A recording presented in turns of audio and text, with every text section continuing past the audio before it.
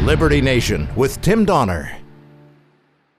Well, the Democrats have made their impeachment bed and are now sleeping in it, starting with Wednesday's first hearing by Adam Schiff in the House Intelligence Committee.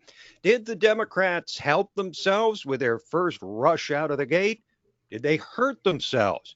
Did it make no difference? Is that even possible?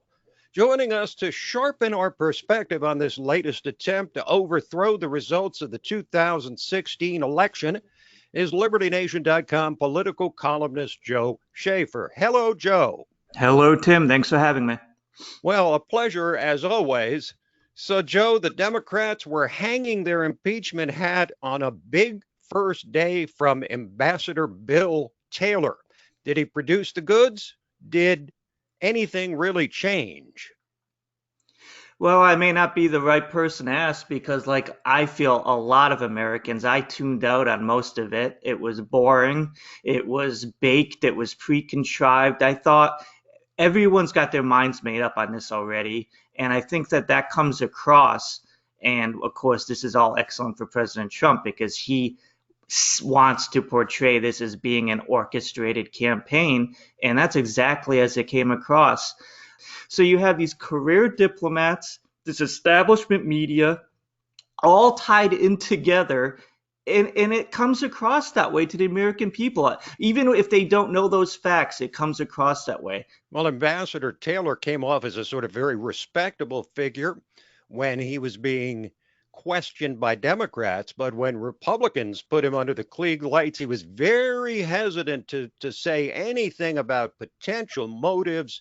And the whole thing came down to what he kept describing as an irregular channel of foreign diplomacy or foreign policy. And why exactly is that a crime? Especially since 60 million Americans voted for Donald Trump because they want change, they want something different, they want irregular. So, these are career diplomats who disagree with this president's policies. And they think that they are a government within the government and that for some reason they get to make a judgment call on this. You serve at the privilege of the president. It's his policies that he's in the White House to enact, not theirs. And so I don't see how having bow-tied career diplomats talking about they come from a family of diplomats really going to impress Americans in Iowa in the Midwest about the need to let these people run our government instead of the president.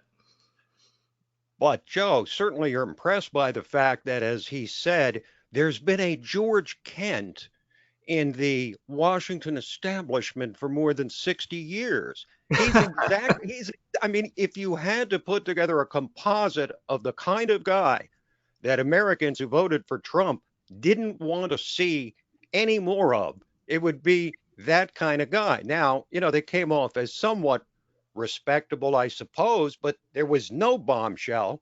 There was nothing to excite the senses of the American people like there was, as you and I recall, during the Nixon impeachment, where the whole nation was transfixed on it, and the Clinton impeachment, where the nation was a whole lot more transfixed than it is now. But of course, this time you had 0 Republicans voting for impeachment, which is unprecedented, making it a completely partisan exercise. So let me ask you this.